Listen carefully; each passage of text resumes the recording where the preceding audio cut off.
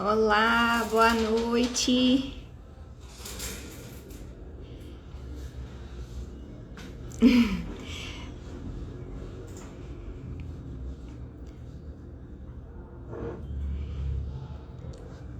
Olá, boa noite, pessoal. Meu nome é Adélia, eu sou nutricionista, sou representante aqui da Farms e vou passar um pouquinho do tempo aqui com vocês para a gente compartilhar algumas informações, dividir algumas orientações. Eu vou convidar o Dr. Eric. O Dr. Eric, ele é médico integratista, tem uma experiência bem grande aí com a parte de endócrino e no controle do diabetes. Então, eu vou convidar ele aqui para ele ver se ele já tá.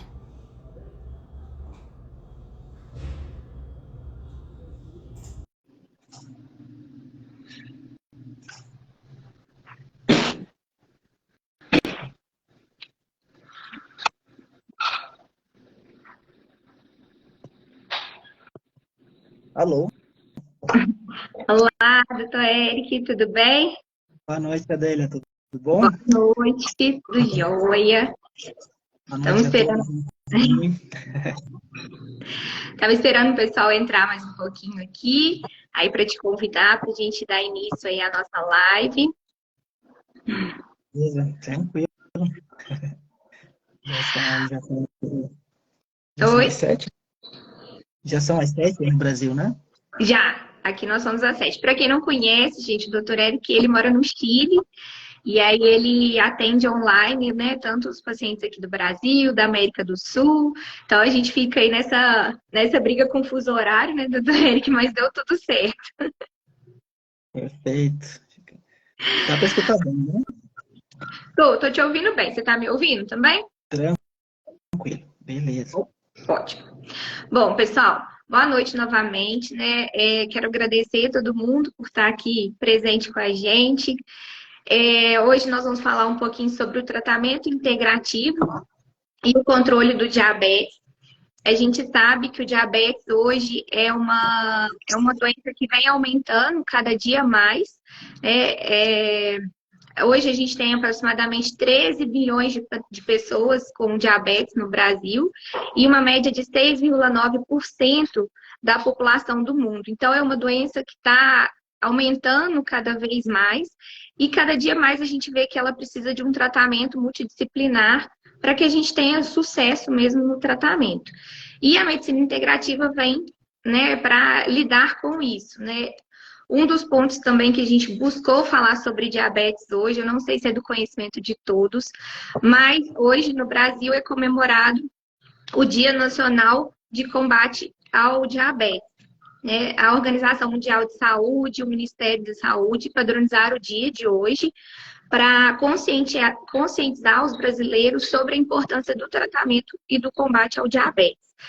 Então, a Farms buscou esse assunto porque a gente tenta sempre compartilhar conhecimento com os profissionais, com os pacientes, informações, atualizações, para que, né, a gente consiga tentar, pelo menos, reduzir esse índice aí de diabetes um dia, né, doutor Henrique? Com E certeza. aí eu queria que você compartilhasse com a gente um pouco sobre a sua experiência, como que é a sua prática clínica e integrativa nos pacientes com diabetes. Bom, então, vamos lá. Boa noite a todos aí de novo. Aí, como a Adélia já mencionou aí, eu sou formado em medicina, com especialização aí na área de medicina funcional integrativa. Tenho pós-graduação aí no que seria gastroenterologia e transtornos da microbiota, a parte de nutrição funcional, há cursos aí também dentro da suplementação avançada, parte de suplementação, nutrição ortomolecular, nutrição esportiva. Então, a gente sempre tenta alcançar esses pacientes com transtornos metabólicos da forma mais efetiva possível, né? Então, vamos falar um pouquinho do objetivo da gente hoje, que é justamente tentar trazer um pouquinho, de forma um pouquinho mais fácil, como é a abordagem da medicina funcional, ou a abordagem dentro da medicina funcional integrativa, dos transtornos metabólicos associados, principalmente no caso a diabetes, resistência insulina. E aí, por isso mesmo, se eu falar alguma coisa em espanhol, às vezes vocês me desculpem, porque às vezes sai automático. Mas, mesmo que a gente vai também estar colocando um pouco mais específico a diabetes tipo 2, né, mellitus tipo 2. Se bem que, claro, todos que a gente vai seguir, muitas vezes é beneficioso, também termina servindo muito para os pacientes com diabetes tipo 1, né, diabetes autoimune.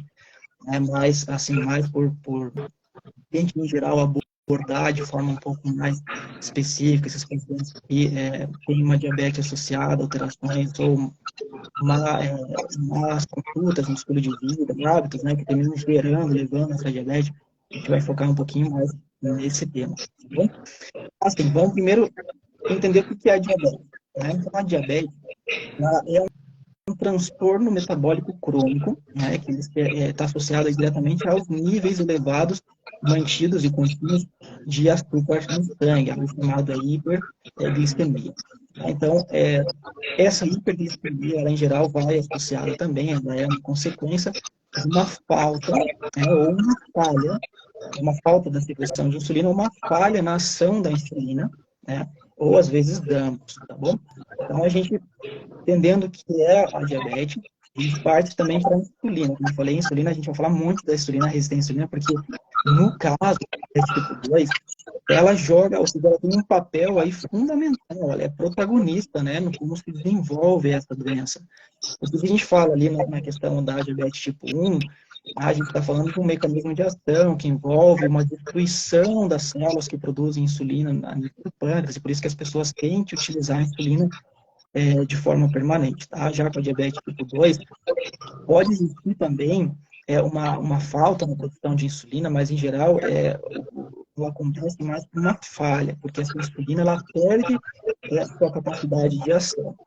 Então, assim, a insulina ela é um hormônio também produzido ali no pâncreas, né, e liberado no nosso organismo quando a gente consome assim, quantidades, às vezes, um pouco mal. Toda vez que a gente consome algo doce, carboidratos, principalmente de alta glicemia, a gente vai ter uma liberação desse hormônio, dessa insulina, para controlar esse metabolismo, para ajudar esse metabolismo dessa glicose, desse açúcar.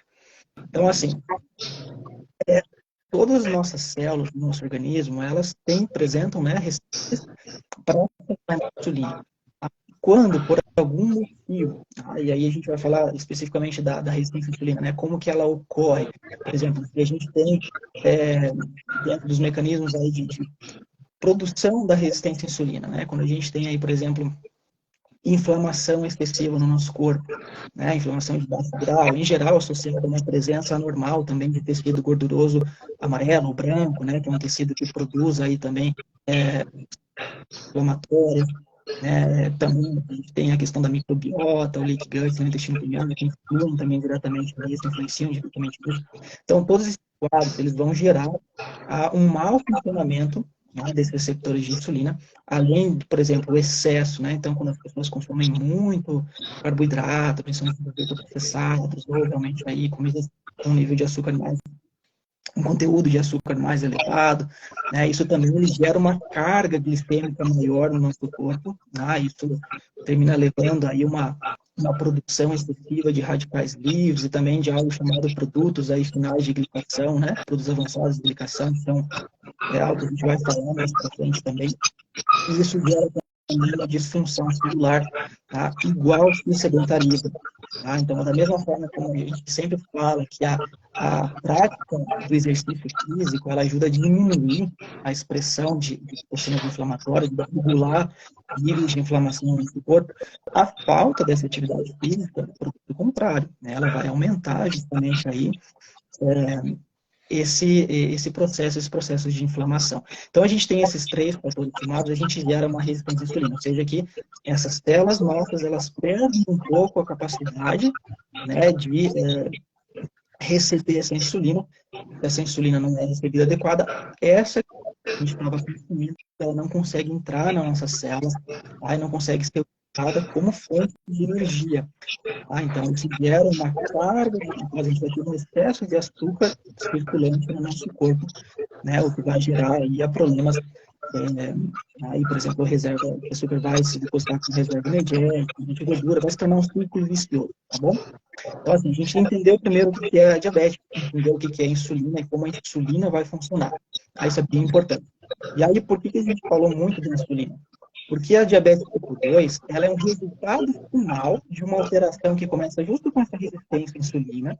A gente vai avançar, se ela não é tratada, ela não é revertida, a gente vai avançar para um processo chamado intolerância à glicose, ou muitos conhecem como pré-diabetes. E aí a gente chega, então, no estadio final, né? No estágio final aí, que seria a diabetes tipo 2. Então, assim, como que a gente vai abordar a medicina funcional integrativa em quadros de diabetes? Então, na medicina funcional, o nosso foco sempre é olhar esse paciente de uma forma um pouco mais completa, tá? Não só analisar que esse paciente está com um nível de açúcar elevado, mas analisar o que pode ter levado a esse nível de açúcar elevado, né? O que pode ter levado a essa diabetes. Aí a gente vai tentar tratar essa causa desse problema, né? Descobrindo essa causa desse problema, a gente vai tratar, reverter, digamos, esse processo que levou, ou melhorar os processos que levou, no caso, da diabetes, tá bom? E aí é muito importante a gente entender que a medicina funcional, a integrativa, a medicina do estilo de vida, muitas vezes aí a medicina automolecular também entra junto. Os tratamentos, eles têm sempre como objetivo diminuir ao máximo a agressão ao corpo da pessoa, né? A gente busca trazer alternativas de tratamento menos invasivas e, da mesma forma, a gente busca centrar o paciente como um protagonista no tratamento. E é isso que eu sempre comento, assim, também, aí com os meus pacientes, em geral, a gente recebe pacientes que já estão buscando essa melhoria, né? São pacientes que já tiveram já virou essa chavinha mental ali, já meio que preciso de mais. O que eu estou fazendo atualmente não é suficiente, eu preciso mudar a minha vida, eu preciso de outra alternativa. Então, são os pacientes que vão buscar a gente na medicina funcional. Então isso já facilita, porque são pacientes que já estão dispostos a melhorar alguns hábitos, adotar algumas medidas que vão justamente favorecer essa melhoria, né, vão terminar gerando aí sucesso no tratamento.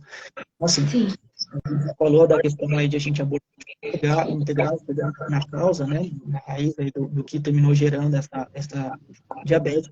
E a gente também tem que considerar que a gente também trabalha muito na medicina funcional com a prevenção. Então, claro, a gente vai tratar um paciente que tem diabetes, mas a gente vai tratar pacientes, às vezes, que vêm apresentando alterações iniciais, ou seja, às vezes a gente tem insulina muito leve, que a gente vai tentar reverter para evitar que em algum momento seria isso. Né? Então, tem essa parte preventiva também.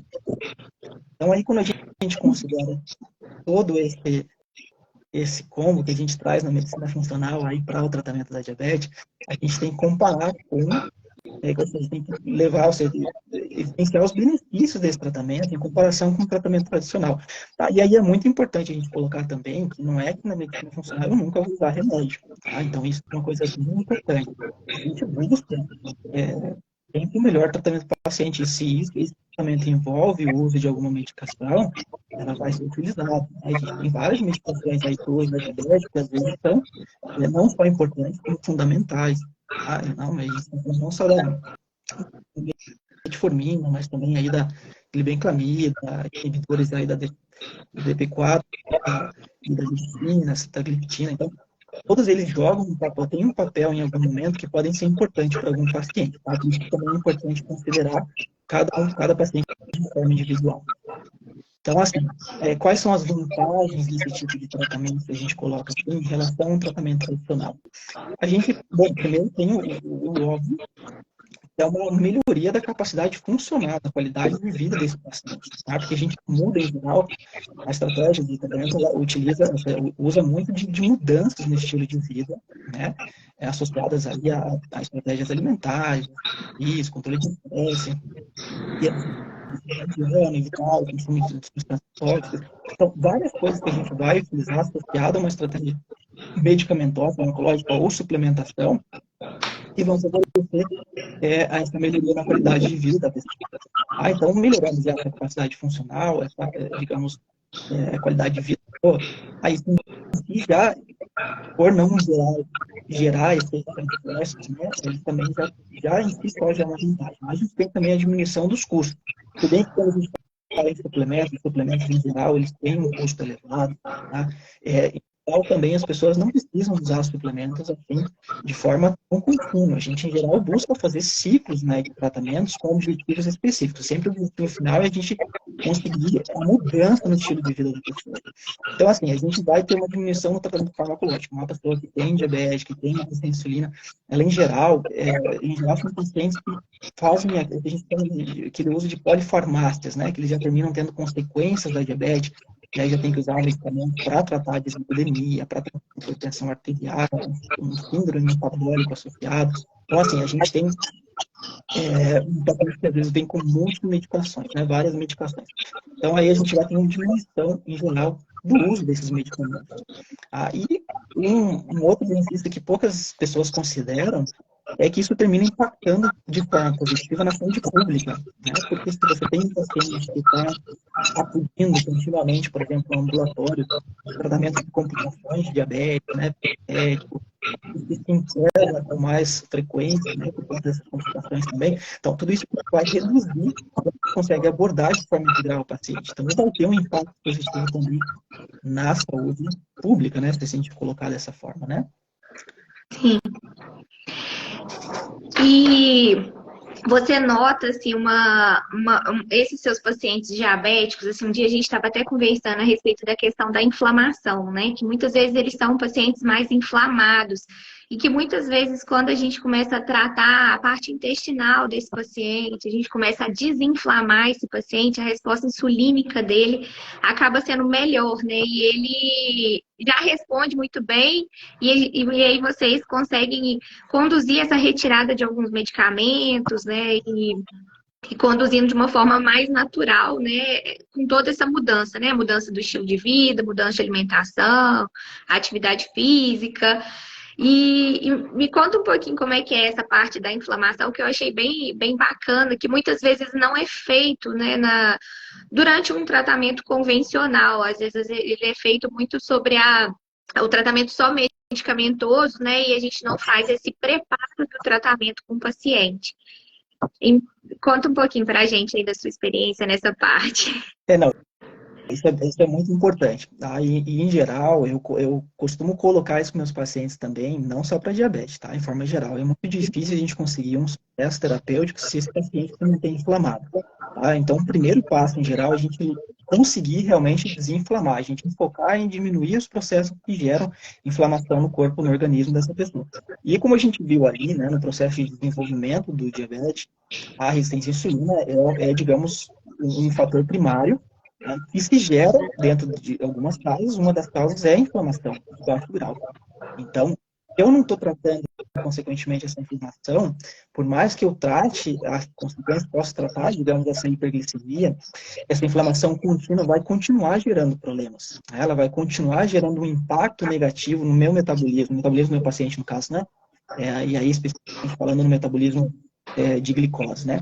Então, assim, é sempre importante que a gente prepare o terreno, né? A gente utilize as estratégias anti-inflamatórias, antioxidantes, que, digamos, deixem o corpo mais preparado para receber, então, digamos, as estratégias, o tratamento para o problema, no caso, que a gente quer abordar, que seria, no caso, a diabetes. A parte intestinal é muito importante, eu até ia comentar aí um pouco mais para frente, a questão aí, justamente do equilíbrio da microbiota, porque grande parte das vezes essa inflamação de baixo grau surge com o desequilíbrio da microbiota. Tá? E aí termina impactando de forma negativa o metabolismo da insulina, né? Gerando a resistência à insulina e terminando num estágio aí, num estágio final aí que seria a diabetes. Então é importante a gente considerar esses sistemas de uma forma, digamos, integral, né? A gente não pode tratar um e deixar o outro. A gente precisa considerar que todos eles estão trabalhando de forma conjunta para, nesse caso, gerar resistência à insulina, gerar diabetes, e ao mesmo tempo tem que trabalhar com eles de forma conjunta para conseguir reverter esse quadro, né? Para conseguir tratar esse quadro. Então aí a gente colocou ali para antes você colocou ali, por exemplo, né, estratégia, a gente vai falar um pouco mais sobre o que a gente pode, né, também utilizar para estratégias de inflamação, mas vamos colocar ali estratégia de alimentação, por exemplo. Então, claro, eu posso utilizar uma dieta anti-inflamatória, né, para gerar realmente uma resposta mais adequada do meu corpo, do meu metabolismo, frente aos suplementos, frente aos medicamentos, as medidas aí, higiene, dietéticas que a gente possa tomar com o paciente. Mas também eu posso usar essa mesma, ou seja, não necessariamente eu vou fazer só a dieta anti-inflamatória, eu posso já, ao mesmo tempo, ir iniciando uma estratégia específica para melhoria do metabolismo de glicose. Por exemplo, uma coisa que eu sempre falo com meus pacientes, uma das estratégias interessantes a gente utilizar a nível nutricional, e aí você vai poder dizer bem melhor que eu sou nutricionista, com o tratamento da resistência à insulina, da diabetes, até mesmo síndrome metabólico, a flexibilidade metabólica. A gente gerar uma flexibilidade metabólica no paciente. Então, o que isso significa?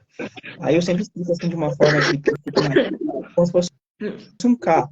A gente tem os carros que funcionam a gasolina, os carros que funcionam a álcool no Brasil, por exemplo. A gente, não sei mais se é assim, mas por um tempo os carros flex, né, que funcionavam a álcool e funcionavam a gasolina. Então, quando a gente quer gerar uma flexibilidade metabólica, a gente faz a mesma coisa com o nosso organismo. Nosso organismo funciona como uma fonte de energia primária, né, uma fonte de combustível primário, que é a glicose. Então, quando a gente quer gerar uma flexibilidade metabólica, a gente quer que o nosso organismo aprenda a utilizar outra fonte de energia para funcionar. Então, nesse caso, a gente vai utilizar o que seria fontes derivadas de lipídios, né, da degradação do metabolismo de lipídios, no caso, os corpos cetônicos. Tá? Então, que a gente pode utilizar estratégias low carb, baixas em carboidratos, né? Tem várias formas da cetogênica, paleolítica. Então, qual é o objetivo? É diminuir ao máximo a nossa ingestão de carboidrato, né, que vão ser aí transformados em glicose. Então, a gente vai diminuir ao máximo e, ao mesmo tempo, aumentar o consumo de algumas gorduras de boa qualidade. Por quê? Com esse processo, o nosso organismo ele vai fazer com que essa redução no consumo de carboidrato vai fazer com que o nosso organismo termine consumindo todas as reservas energéticas provenientes da glicose que a gente já tinha acumuladas, né, gastando, porque não aprendeu ainda a utilizar outra fonte, então vai gastar aquilo, então por isso que muitas vezes favorece até mesmo emagrecimento numa primeira etapa, né? Exato, e depois, quando já essas reservas vão estar esgotadas, o meu corpo vai ter que tirar energia de algum lugar, e aí ele vai começar a utilizar os corpos cetônicos. Não é necessário você fazer uma dieta cetogênica assim, de permanente, tá? Se bem que a gente faz, não tem problema. Mas, em geral, a gente também, digamos, desenha esse tratamento por um período, por um ciclo, né? Para a gente só estimular esse processo. No momento que o meu corpo aprendeu a utilizar essa outra fonte de energia, aí eu posso voltar com uma alimentação habitual. Claro que sempre é bom você manter igual uma dieta mais baixa de carboidratos, por outros fatores, inclusive pela inflamação, mas o meu corpo já aprendeu a utilizar essas duas fontes energéticas. Aí isso diminui a carga glicêmica no meu corpo, diminui a resistência à insulina. Tá? Nesse caso, um paciente que tem diabetes termina sendo muito favorecido quando ele consegue gerar essa flexibilidade metabólica no organismo. Aí, como eu falei, ele também termina impactando de forma positiva sobre a inflamação. E aí a gente tem também a questão aí de a gente falou do exercício físico e tal. Esses dois mecanismos associados, esse exercício físico, mais a parte nutricional, eles geram também na gente, em geral, uma perda de peso, né? Uma consequência natural disso, se o corpo está funcionando equilibrado, a gente já consegue uma estratégia de inflamação, uma perda de peso, o que por si só já também diminui um pouco a resistência insulínica, aquele mecanismo que a gente falou da gordura, né? E aí a gente entra no que seriam as estratégias de suplementação, tá? Eu acho que é o que mais interessaria aí para o pessoal, né, sobre o tratamento da diabetes, as suplementações que O a gente pode tratamento usar. coadjuvante, né? Exatamente. E aí é interessante que, por isso que eu estava falando para vocês, a gente pode trabalhar de forma conjunta, né, tanto o tratamento da diabetes, como também o tratamento de desinflamação, tá? Aí os suplementos para diabetes, alguns deles já vão funcionar como potentes anti-inflamatórios, como potentes antioxidantes. Então, claro, a gente tem que considerar sempre a individualidade do paciente, né? Em geral, vai ser tratado de uma forma diferente, vai requerir, digamos, uma atenção especial em algum ponto que outro paciente não vai. Então, isso tem que ser analisado de forma individualizada. A gente vai trazer aqui algo mais geral, né, para vocês entenderem como alguns desses suplementos eles terminam funcionando ou impactando de forma positiva no tratamento do diabetes, e da resistência à insulina nesse caso. Então, aí você perguntou para mim, assim, como que, em geral, abordo meus pacientes. Então, a gente pode utilizar uma estratégia, como eu falei, já primária, que é isso de alimentação, exercício, isso é muito importante. Eu sempre falo para meus pacientes, não existe mágica, não queira aplicar suplementação se essa primeira parte não é bem, digamos, bem conduzida, se você não implementa essas mudanças na sua vida, não, não adianta gastar com suplemento, depois não vai ter resultado. A gente precisa entender isso, tem que partir dessa premissa. E aí a gente passa, então, para um tratamento que pode ser combinado. A gente pode usar a estratégia de suplementação tanto para a inflamação como para o controle propriamente aí do metabolismo da glicose. E aí os suplementos, eles podem ser bem interessantes, tá? Alguns suplementos podem ser bem interessantes nesse tratamento, eu trouxe para vocês aqui alguns hoje, que são, em geral, os suplementos que têm mais evidência, que são mais utilizados tem mais, né, científicos são mais utilizados nesse tipo de transtorno, e que também eu trouxe alguns aqui que eu costumo utilizar mais na minha prática, porque eu explicava para a Adélia há uns dias atrás aí, que aqui no Chile a gente tem muita dificuldade, a diferença do Brasil, com suplementação, farmácias magistrais aqui, ou seja, farmácias de manipulação aqui são muito limitadas em relação aos ativos que eles trazem, que eles estão disponíveis. Então, a gente não consegue muita utilização de muitos ativos que vocês têm no Brasil com maior facilidade, e a gente aqui termina limitado a uns 2, 3, que a gente consegue, os pacientes comprem até por Mercado Livre, porque realmente não tem nem em farmácia, nem em farmácias magistrais, eles não encontram. Então, eu trouxe para vocês alguns. Dentre alguns, eu trouxe 2 que eu costumo utilizar com mais frequência, e alguns que vocês têm aí no Brasil, que eu também utilizo com meus pacientes no Brasil. Tá? Primeiro, que eu queria trazer para vocês é a berberine. O berberine. Então, e aí também a Eu não gente vai falar sei, um pouquinho. que aí também tá na moda, mas o Berberine aqui é o nosso Ozempic natural, né? Eu não sei se aí também tá conhecido com esse nome, mas aqui no Brasil tá uma febre, né, do Ozempic natural, que é a Berberine, né? E que a gente tem evidências, né, que é usada aí no tratamento do diabetes. Aí também tá com essa moda agora ou não? Não, ainda não, mesmo porque o próprio berberine é pouco divulgado, né?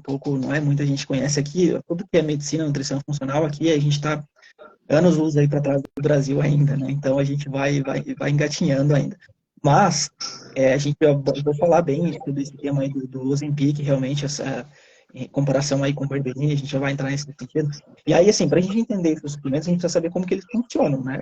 Para entender por que eles são efetivos para tratar diabetes, por que ele é efetivo para tratar, no caso, a, a resistência à insulina. Então, a gente falou do berberine, depois até interessante a gente falar do dihidroberberine, que saiu aí agora há pouquinho no Brasil também, que tem uma maior absorção, né? Potencializa aí o efeito aí do berberine. Então, assim, o berberine ele é um amônio quaternário, uma substância bioquímica, né, extraída de algumas plantas da família Berberis. No caso, o berberine, que é utilizado na suplementação em geral, a gente obtém ele da Philodendron, como vocês aí preferem chamar. E tem vários, ou seja, a gente tem que considerar que é um suplemento que ele já é utilizado, assim, sabe, há muito tempo, na medicina ayurvédica lá da Índia, né, com propriedades, assim, que antes a gente não utilizava muito aqui, mas eles já utilizavam muito mais frequente lá, como antimicrobiano, né? Antibiótico natural, natural, anti-inflamatório natural, antioxidante. Então, ele tem realmente esses efeitos potentes, assim, também nesses mecanismos de ação. Mas a gente tem estudado ele mais aqui, no nível ocidente, sobre os efeitos no metabolismo, nos transtornos metabólicos, tá? Justamente porque é um tipo de transtorno que afeta mais a gente aqui no Ocidente que lá no Oriente. Então, assim, o berberine tem sido estudado muito pelo efeito de ativação, tá? Do AMPK, né, que é um tipo de enzima aí que funciona equilibrando ou produzindo aí, gerando um equilíbrio homeostático, um equilíbrio homeostático mesmo, uma homeostase energética, no caso, né, a nível celular. Então, ele vai ajudar aí a regular alguns desequilíbrios no metabolismo de lipídios, de glicose, né, mesmo da energia mitocondrial. Aí isso é o que faz com que essa ativação dessa via, né, dessa enzima, faz com que gere uma diminuição da resistência à insulina, porque ele melhora a sensibilidade, tá, periférica à insulina, melhorando a captação, então, de glicose para dentro de glicose para dentro das células, né? Então, isso vai gerar, aí, nesse caso, aumento de energia celular, vai gerar uma diminuição da carga glicêmica no nosso organismo e vai diminuir, então, a resistência à insulina, né? Então, esses são, digamos assim, o principal efeito, assim, digamos, do berberine no diabetes, tá? Na resistência à insulina, tá bom?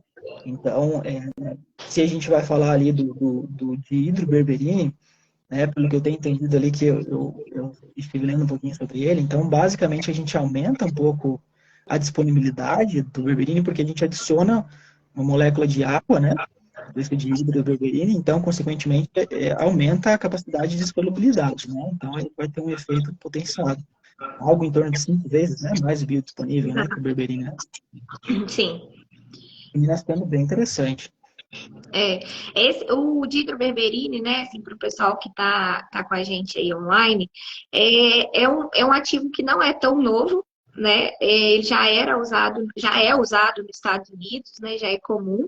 E aí chegou aqui no Brasil, para nós aqui na Farm, chegou tem 2 semanas. Então, assim, para o Brasil é um ativo novo, mas que vem agregar justamente por causa dessa biodisponibilidade, né? A dihidroberberina ela é 5 vezes mais biodisponível do que a berberina. Então, se a berberina já é tão boa, assim, com absorção pequena, né? A dihidroberberina tem um potencial muito maior, né, e melhorar esses pontos, né, da resistência insulínica, consequentemente, redução de peso, né, toda essa síndrome metabólica do quadro desse perfil de paciente que tem indicação para o uso, né?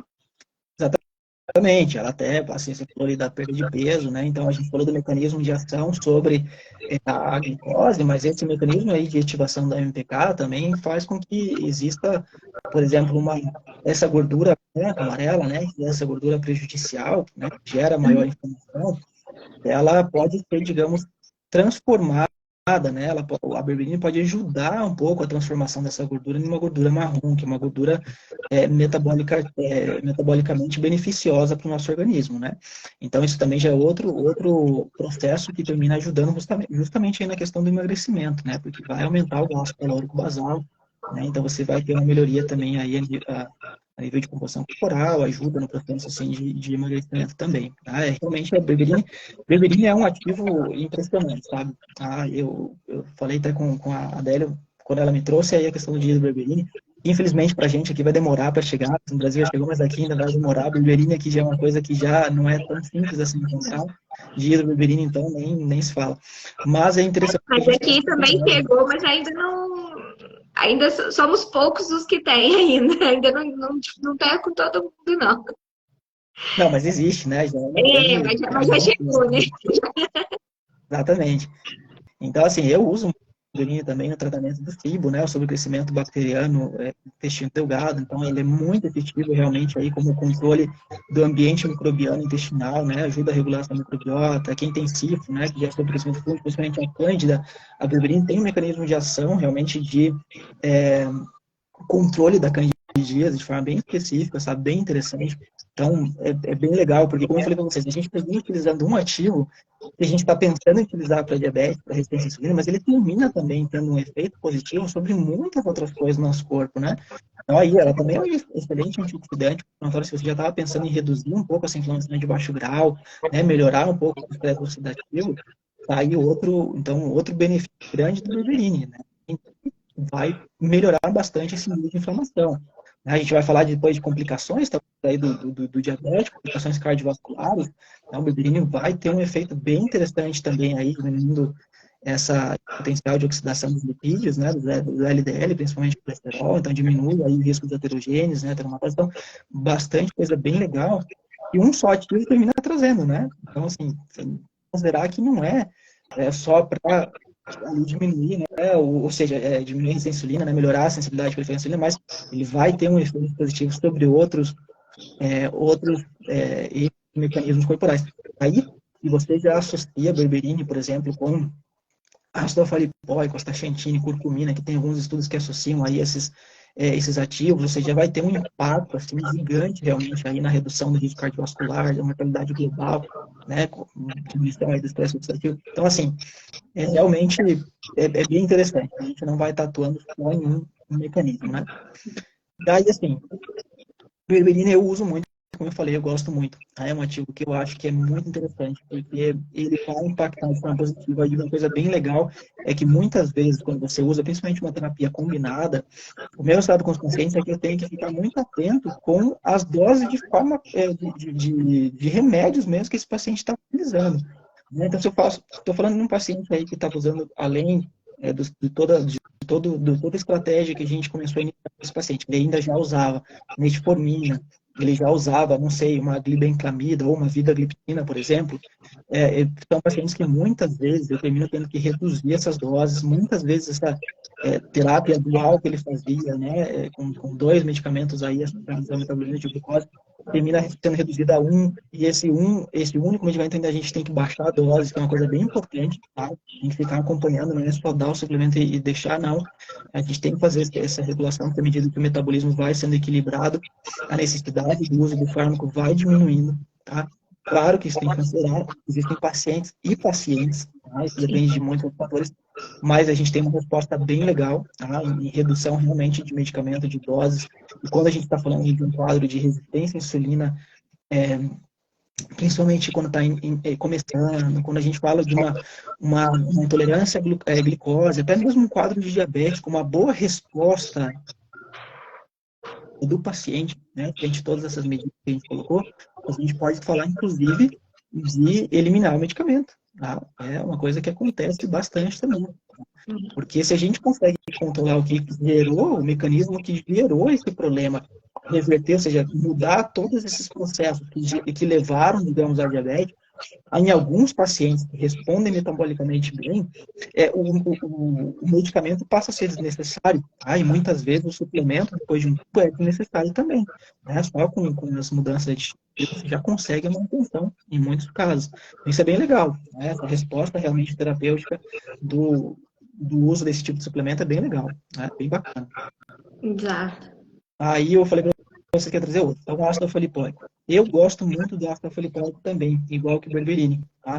O ácido folipóico ele é um ácido graxo, né? A gente está falando aí de um tipo de substância diferente, mas que ele vai ter um impacto sobre o organismo da pessoa parecido com o que seria o berberine.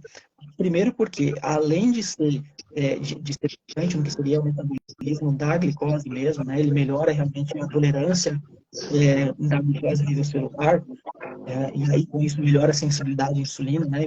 Diminui a resistência à insulina e, consequentemente, aí uma pessoa que está falando de diabetes, diminui a carga glicêmica e ajuda no controle da diabetes. O ácido folipóico é um excelente antioxidante anti-inflamatório natural. Né? Ele é até conhecido aí como um antioxidante universal, né? Pela característica que ele tem de poder ser solubilizado tanto em água como em gordura, né? Então ele tem uma ação realmente fantástica, né? E aí a gente vai colocar que um paciente, em geral, com diabetes, já tem uma sobrecarga hepática, e o ácido folipóico já vai ter um mecanismo de melhoria também do metabolismo hepático, né? Ele vai atuar como se tem aí uma inflamação a nível pancreático, né? Ele vai atuar também aí melhorando essa inflamação a nível, principalmente aí melhorando a função das células beta, né, que produzem insulina. Então, assim, é fantástico, né, é um antioxidante, assim, bem legal também de você associar com o berberine, por exemplo. E aí, por exemplo, você tem o ácido folipóico, que pode ser também utilizado não só via oral, né, pode ser utilizado o ácido folipóico via endovenosa. De fato, alguns eles trazem os benefícios do ácido folipóico como endovenoso, né? E às vezes tem uma inserção até um pouco melhor, né? Então, tem essa característica interessante também da Staphylococcus, que às vezes é um paciente que não quer tomar muito cápsula, comprimido, e você tem a opção de fazer um tratamento mais espaçado, né? Com um ácido folipoico endovenoso. Então, ele tem esses benefícios. E, como eu falei, né? No caso do ácido folipoico sobre a resistência à insulina, ele vai melhorar a captação, né, a tolerância de glucose a nível celular, e consequentemente diminui então a sensibilidade, a resistência à insulina, aumentando a sensibilidade, né, celular à insulina. Então esse é o mecanismo, no caso de ação do ácido folipoico. Aí, como eu falei, termina sendo bem legal quando associado com a berberina, tá? E aí o fenogreco, né, o fenogrego, né, que é uma planta, tá? É a trigonela, né, que vai ter também aí um mecanismo de ação um pouquinho mais específico, no caso, é, aí sobre a própria insulina, né, melhorando mesmo a secreção da insulina, né. Então, ele vai ter uma ação diferente um pouquinho. Claro que ele vai gerar uma melhoria da sensibilidade à insulina a nível celular, periférico, mas ele vai ter uma atuação um pouco mais específica também sobre o PAN, né, sobre o que seria, aí, no caso, a produção da insulina. E a gente está falando do fenogrego também, mas assim, o fenogrego ele tem seus efeitos a nível hormonal também, né, sobre testosterona, né, que são bem conhecidos. Você também, muitas vezes, a gente está falando de um paciente aí com, não sei, vamos colocar uma resistência à insulina, uma predominância estrogênica, né? Então, às vezes, o fenogrego ele pode vir ser beneficioso também nesse tratamento associado. Mas, como eu falei, sempre tem que ser bem individualizado, tá? São coisas que têm que ser analisadas em cada paciente. E a gente vai entrar em três suplementos, em verdade, que eles têm um mecanismo de ação muito, assim, muito parecido em que seria a inibição de algumas enzimas, né, que terminam gerando também uma maior resistência insulínica, maior carga glicêmica, que seria o bitter melon, o melão amargo, né, seria o Banabalif e o Belinal.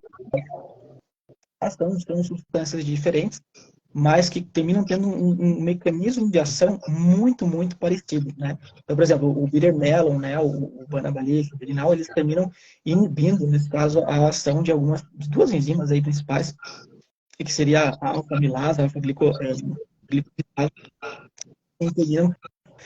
como diminuindo essa ação dessas enzimas, inibindo essa ação dessas enzimas, a gente tem uma diminuição da carga glicêmica, né? E, consequentemente, diminuindo essa carga glicêmica, existe menos, ou seja, gera menos resistência à insulina. Aí, assim, o Peter Mello é bem legal, porque você tem vários estudos dele. Eu acho que desses todos que a gente falou no caso, o que é mais amplamente utilizado para diabetes mesmo é até o Peter Mello, por mais que a gente fale menos nele, fale mais da berberina, né? Mas ele tem até mesmo com complicações mesmo, assim, da diabetes mesmo, né, que já gera aí processos de glicação, que terminam afetando aí a questão arterial, venosa, você tem aí as microangiopatias diabéticas, macroangiopatias, neuropatias. Ele até tem uma ação interessante até nessas complicações, né? Então, ele tem essa característica interessante. Aí a diferença do Banabalif, né, do Bitter Melon, o Belinal, que é um ativo que até um tempo atrás eu desconhecia muito do uso dele, né? Então eu também busquei bastante informação, porque eu achei bem interessante a forma como ele termina exercendo também o efeito dele sobre a resistência insulínica, né? Sobre a sensibilidade, melhoria da sensibilidade insulínica. E ele também é um fitoterápico, tá? Ou seja, na realidade ele é um conjunto aí de polifenóis, né? Que ele é extraído de algumas plantas e termina gerando um efeito antioxidante também, né, com uma ação anti-inflamatória. Né, ele diminui bastante aí a expressão desses produtos aí avançados de glicação e do estresse oxidativo. Por isso que também termina muitas vezes ajudando, igual que o Birmelo, no tratamento de algumas complicações até do diabetes. Né? Ele é bem interessante também, bem bom. E aí, dois que também são mais... Há um tempinho, né? Assim, ele já acaba sendo um pouco mais conhecido aí como ajudando aí no controle do diabetes, né? O Belinal. Sim. Para vocês aí no Brasil mais, né? A gente aqui não tem. Belinal é algo que a gente não encontra. O bitter melon, às vezes, ainda a gente encontra. Por isso que eu consigo, às vezes, utilizar alguns pacientes. Agora, Guanabali, Belinal, aqui no Chile, sem chance. É mais que os pacientes do Brasil mesmo. Aqui, Mas aí a gente já entra com dois minerais. Cromo e vanádio também são mais conhecidos aí no tratamento, principalmente da resistência à insulina também. Mas o vanádio também tem estudado muito mesmo como tratamento oral mesmo, antidiabético. Tá? Então, a função dos dois, a gente usa o cromo como picolinato de cromo pela maior biodisponibilidade, né? Então, o picolinato de cromo que ele vai fazer é melhorar a recepção da insulina. Ele melhora os receptores mesmo da insulina a nível celular, melhorando a sensibilidade, e, consequentemente, melhorando aí o metabolismo de glicose a nível intracelular. Então, ele também tem um efeito bem, bem legal de ser utilizado. Ele bem interessante, porque da forma como ele regula o mecanismo de glicose, ele pode ser tão interessante no uso dessas pessoas que têm, às vezes, até um pouco mais de compulsão, comer doce, né? Então, você tem esse uso do picolinate que pode terminar ajudando, às vezes, isso também, né? É um mecanismo de ação dele. E o vanádio também, ele termina também regulando, aí no caso, principalmente a secreção de insulina, né? A nível pancreático, e por isso ele tem uma melhora, né? A secreção de insulina, porque ele tem uma ação antidiabética também que está sendo bastante estudada com o uso de via oral, né? Então, esses são suplementos que eu separei que estão bastante utilizados, tá? São bem interessantes, realmente, para o tratamento da diabetes. Tá? Eu, como eu falei, eu uso muito o que seria aí o ácido afalipóico, o berberine, tá? Uso muito aí também o que seria o picolinato crudo, tá? Então, aí com os pacientes do Brasil, eu tenho usado mais também o Delinal, o Birbelon, pela facilidade que eu tenho com eles aí, né, de conseguir manipular esses suplementos que aqui a gente não tem. Então, os resultados, como eu falei, são fantásticos, tá? Pessoas que estavam usando doses bem altas de metformina, por exemplo, e a gente conseguiu ir gradativamente diminuindo. Algumas dessas pessoas a gente até conseguiu deixar o uso da metformina. E aí eu tô falando não só de resistência, tô falando de paciente com diabetes mesmo, né? Diabetes tipo 2. Como eu falei, não é todo paciente, tá? Tem paciente que igual requer medicação, mas tem paciente que às vezes o metabolismo regula tão bem, né, que ele reverte o quadro, né? E aí o uso do medicamento, ele passa a ser desnecessário. Claro que a gente sempre tem que estar acompanhando, a gente sempre tem que estar medindo os níveis aí laboratoriais, né, os parâmetros laboratoriais que podem nos dizer aí se realmente a gente conseguiu reverter ou não. Mas a gente tem resultados bem legais, sabe, com os pacientes. E aí, assim, a diferença de quando a gente faz por exemplo, um paciente que termina sendo insulino dependente, ele vai usar insulina. O uso da suplementação, né, em geral, a gente usa uma fórmula, né? A gente poucas vezes utiliza um suplemento, né? A gente acaba utilizando uma associação, né? Então, esses pacientes já se beneficiam com uma associação, né? Em geral, poucos são os que usam um só suplemento, né? Então, é outra coisa que a gente tem que considerar também, né, quando a gente vai prescrever que, eu não vou tomar só o berberine, né, e vou tomar só o ácido folipoico. Em geral, é uma situação que vai aí terminar tendo um impacto positivo no seu metabolismo, né, analisando todos os parâmetros que a gente falou de inflamação, parâmetros metabólicos, considerando isso, a gente indica a melhor combinação. E aí, o Ozempic. E é bom também lembrar, né, doutor Eric, que assim, esses ativos, né, eles têm uma oscilação muito grande da quantidade que cada um vai ter necessidade de usar, né? Então, às vezes, assim, a gente vê muito assim, vou usar a mesma fórmula do meu vizinho, o que deu certo nele vai dar para mim. E a gente vê que não é bem assim, né? Que as fórmulas manipuladas, esses ativos, cada um vai ter uma dosagem individual. Que é esse que é a conduta, né, que vem mostrando o sucesso da medicina integrativa, que é a prescrição individualizada, conforme os exames, a necessidade, porque às vezes todos esses ativos que você falou, tem paciente que vai precisar usar todos, e vai ter outros que às vezes vai usar 2 só e vai ser o suficiente, né? Com certeza, não, e isso é muito importante, né? Você só assim, para a questão das doses, né? A berberina pode ser utilizada desde 500 miligramas até 1.500 miligramas, né? Vamos colocar um que tem uma alteração, se tem uma margem assim maior. O feno grego ele pode ser usado de 1 grama até 20 gramas ao dia, ou seja, uma margem de utilização muito grande, uma diferença de utilização muito grande. Então, tem que ser realmente analisado de forma individual, né? Eles podem, como você falou, tem paciente que vai funcionar de forma excelente com 500 miligramas de berberina. Tem paciente que eu vou colocar 1.500 miligramas de berberina e não vou, às vezes, conseguir o mesmo efeito que eu consegui com um paciente que usei 500. Então, depende muito da resposta individual mesmo, tá? Isso é bem interessante. E aí, você falou do Ozempic lá, né, tem sido comparado aí como se fosse o berberine, como se fosse o Ozempic natural. E aí é interessante a gente fazer, a gente viu como que funciona o berberine, né, na via ali MPK, e aí também na sensibilidade de insulina. Então, a gente precisa entender agora o que é o Ozempic. Então, o Ozempic é um análogo de um hormônio chamado GLP-1, que é o glucagon, like, peptidase, um similar ao glucagon, e que vai ter vários efeitos aí no nosso organismo, né, o GLP-1. No caso, ele vai aumentar a secreção aí, né, no caso da parte do endógeno no pâncreas.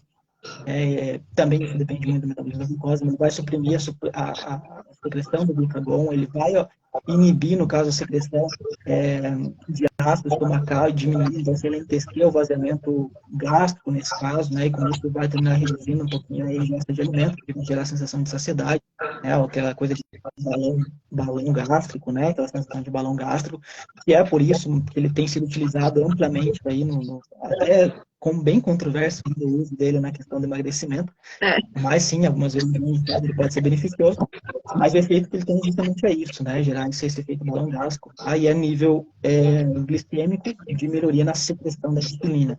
Então, como a gente viu, o mecanismo de ação dele é diferente do mecanismo de ação do berberine. Então, um vai ter uma ação mais a nível do pâncreas mesmo, outro vai ter ação mais a nível periférico, né? Nos receptores de insulina. Então, se a gente fosse comparar, o berberine, não dá para comparar de forma precisa também, que são diferentes, mas a comparação mais adequada seria o berberine com a metformina. Né? Ele tem um mecanismo de ação muito mais parecido. Tá? Ele é bem diferente, na realidade, do mecanismo de ação do Ozempic. Então, assim, a gente fala assim, o berberine é um Ozempic natural, é muito difícil, porque realmente o mecanismo de ação dos dois é completamente diferente. Né? Então, até você pode ter um estímulo da atividade do GLP-1, né, com a utilização do berberine, tá? Mas isso é um mecanismo paralelo, né? Então, realmente, não tem muito a ver o mecanismo de ação dos dois. Então, assim, é uma comparação que até é equivocada, né? A gente pode colocar assim, um comparativo, o berberine se compara muito mais à metformina. E a metformina também a gente tem que levar em consideração que ela é usado hoje como um fármaco, né, como um remédio, mas ele, a princípio, ele era um fitoterápico também.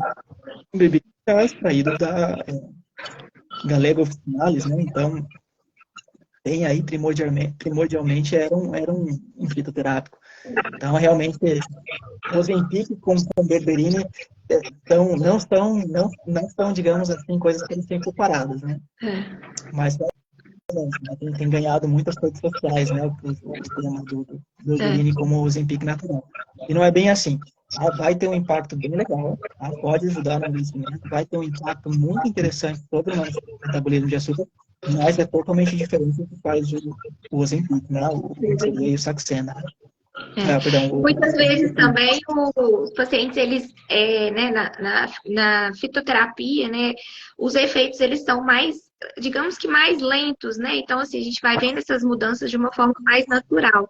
E às vezes as pessoas esperam a mesma resposta, né? E além de não ser o mesmo mecanismo, ela não vai ter a mesma agilidade de resposta, né? Além de ser muito mais agressivo ali para o organismo.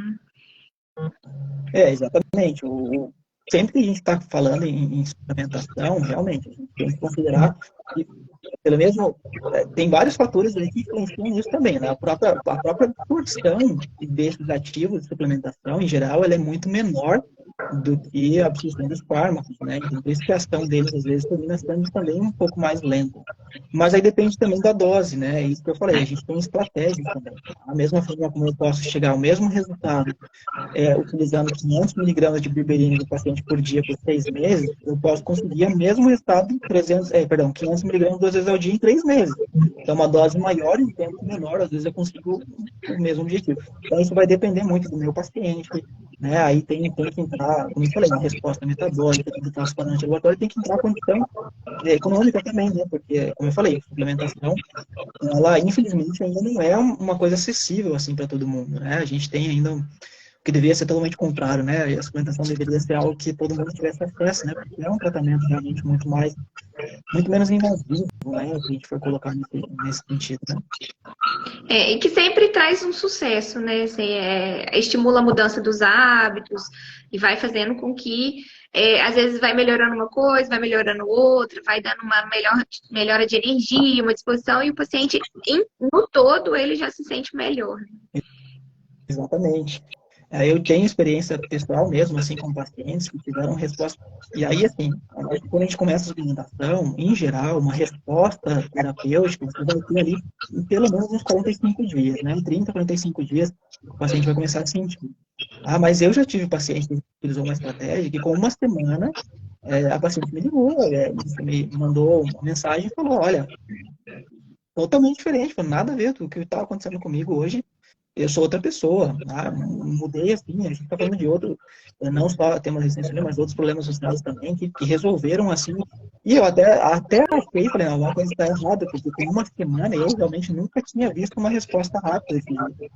Depois ela veio, o controle e tudo, a gente, eu falei, ó, o seu organismo respondeu tão bem ao tratamento, mas também associado a que você fez medidas, e que não era só suplementação, né? Você adotou todas as medidas que a gente, toda a estratégia que a gente terminou desenhando, e seu organismo respondeu tão bem a isso que com uma semana você teve uma resposta que realmente é incrível. Mas isso não é o normal. Tá? O normal é realmente que a pessoa demore um pouquinho mais a ter essa resposta terapêutica. E aí está a questão da individualidade, né? Porque a gente sempre fala, tem que ser analisado de forma personalizada, né? Não adianta. Né? As doses individualizadas, a resposta terapêutica é diferente em cada pessoa.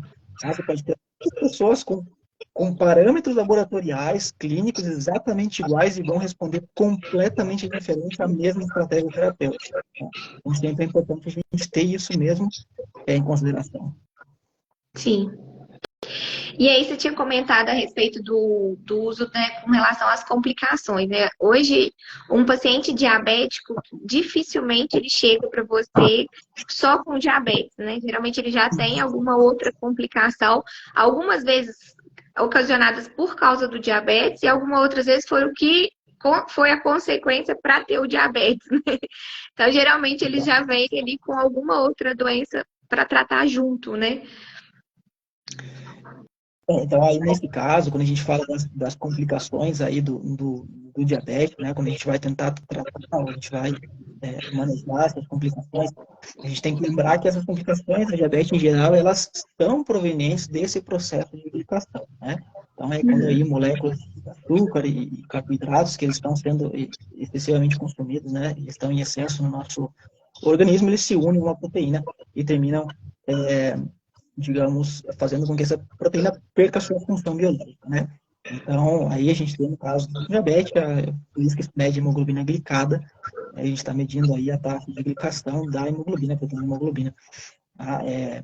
E o que vai levar, digamos, as complicações é esses produtos ajustados da glicação, né, que basicamente funcionam no nosso organismo como radicais livres, né, como vão aumentar muito aí a carga de estresse oxidativo e inflamação de baixo grau. E aí vão gerar danos a diferentes níveis no nosso corpo, né? Então, vamos colocar ali que a gente está falando de uma microangiopatia, né, em que essa glicação ela termina afetando os microvasos, os capilares, né, sanguíneos, e aí vai gerar um impacto sobre o que seria a capacidade de cicatrização, vai gerar um impacto sobre o que seria sensibilidade periférica nos nossos nervos, né, nosso sistema nervoso central, gerando aí a famosa neuropatia, né, vai gerar um impacto negativo sobre os processos aí de filtração renal, gerando aí o que seria as nefropatias diabéticas, a nível ocular, né, gerando a retinopatia diabética. Então, assim, e a gente vai ter esse processo, digamos, de complicações que também pode afetar grandes vasos, macroangiopatias, né?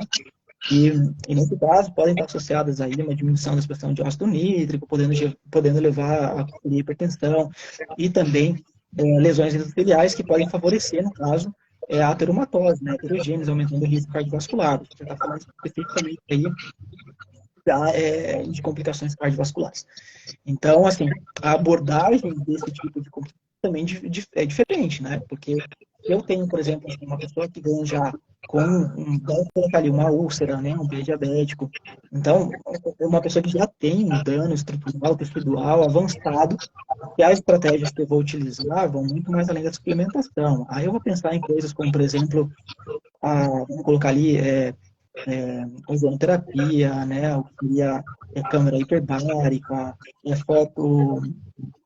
fotobiomodulação, né, a gente vai ter essas terapias assim que vão ter um efeito de melhoria realmente de regeneração tecidual, de cicatrização. Agora, se eu estou falando já de um processo que ainda não gerou esse dano estrutural, assim, digamos, no nível de tecidos mesmo, evidente, a gente está falando de uma neuropatia, né, uma perda de sensibilidade, com aumento de dor, né, a questão de circulação. E aí, claro, também vai ser efetivo a fotobiomodulação, vai ser efetivo a ozonoterapia, terapia neural, por exemplo, também vai ser bem efetiva. Mas aí eu já tenho também como como ferramenta que eu posso utilizar também nesse tratamento, alguns suplementos, né, que vão me ajudar na melhoria dessa resposta, no caso aí, inflamatória ou de dessensibilização. E aí, por exemplo, se a gente está falando da própria neuropatia, né, então a gente já falou lá do que seria Biremellum, né, que diminui aí, no caso, os produtos de glicose avançada. A gente falou do ácido folipoico, que vai ter um efeito também de anti-inflamatório nesse caso, bem interessante. Aí vamos colocar assim, uma coisa bem simples, complexo B. E aí, para neuropatia, vamos colocar ali a B1, e aí principalmente na forma de benfotiamina, né, porque ela tem algumas vitaminas, tem anticomplexo B tem algumas formas. Nesse caso aqui vai ter uma afinidade aí um pouco melhor com os sistemas neuropáticos. A benfotiamina é uma forma interessante de doses altas que pode ajudar, né?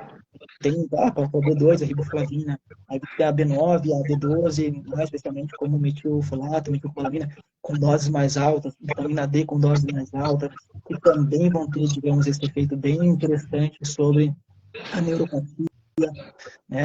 Você pode colocar uma soroterapia em que você usa aí o glutagon, doses mais altas, o ácido filipoico também em doses mais altas associado, né? Que também é bem legal. E outra coisa que tem crescido muito e é super, super interessante é a medicina endocannabinoide.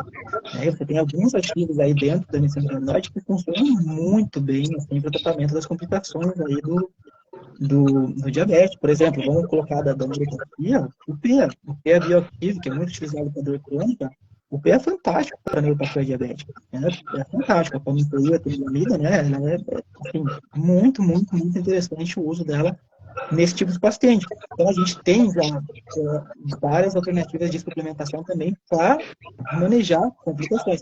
E agora a gente vai falar em complicações macroangiopáticas, já que seria, como eu falei, as complicações cardiovasculares. Claro, e é importante também uma série de outras análises, a gente tem que ver o risco cardiovascular desse paciente de forma mais precisa, mas a gente, na mudança de estilo de vida, passa a ser mais importante que nunca também, lógico, porque o risco cardiovascular aumenta a taxa de mortalidade consideravelmente. Então, você precisa ter um cuidado especial com esse paciente também. Né? E você vai ter aí o uso de outros suplementos que podem terminar ajudando também. Aí é muito importante a curcumina, né, com a enzima Q10. A gente pode ter utilização aí também de alguns tipos de magnésio que podem ajudar. O Vasguard, né, que é um extrato padronizado aí de bergamota, um paciente que já tem algum grau de dislipidemia, né, vê a necessidade, você já está usando berberine, por exemplo, vamos associar com o Red Yeast Rice, um ácido filipoico, né, que vai ter uma resposta bem legal também, né, nesse caso de paciente que já tem aí alguma dislipidemia que pode estar aumentando, você tem aí um nível de LDL oxidado aumentado. Então, tudo isso tem que ser considerado nesse caso, né? A gente tem que usar estratégias mais também aí visando a questão do risco cardiovascular, que podem funcionar muito com a suplementação. Claro, tem que dar idade, um paciente que vai requerer de tratamento farmacológico, mas a gente tem muita ferramenta. Isso que é legal da medicina funcional, é que a gente acaba tendo muita ferramenta proveniente da suplementação, né? E lembrando sempre que eu falei para vocês, né? Não é mágica, não é um comprimido mágico, né? Esses são tratamentos complementares, né? A suplementação, como eu disse, é um complemento ao que a gente já faz, né? Bem, no caso, seria essas mudanças no estilo de vida, senão também não adianta, né? Mas aí, tendo esse primeiro passo bem, digamos, feito, bem realizado, a suplementação pode ter resultados, assim, que realmente são fantásticos. Fantásticos. Bom, doutor Érico, acho que já deu nosso tempo aqui.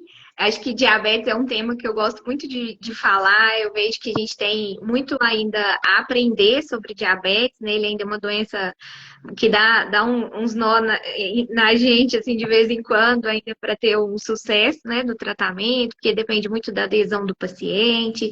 Então, acho que diabetes, se deixar, que também vou conversando com você até amanhã. E aí... Eu queria te agradecer a todo mundo que compartilhou aí com a gente desse momento. Foi muito inspirador toda essa sua prática, toda essa sua rotina, né, de suplementação. Eu espero que tenha sido válido, né, para as pessoas que assistiram, que tenham adquirido um pouquinho mais de conhecimento. Qualquer coisa a gente está aí à disposição, né, doutor Eric? Tanto a Farms como você também, né, para a gente esclarecer as dúvidas ou qualquer coisa que vocês estiverem precisando, a gente está aí à disposição. E obrigado você mais uma vez, que hoje é feriado aí, você está aqui com a gente online. Tranquilo, eu que agradeço. agradeço a oportunidade aí, acho que tanto para você, Adélia, como aí para a Farms, a gente poder estar falando, é um tema realmente muito importante, sabe? Acho que às vezes a gente não dá a importância devida, é uma coisa que vem crescendo absurdamente, né?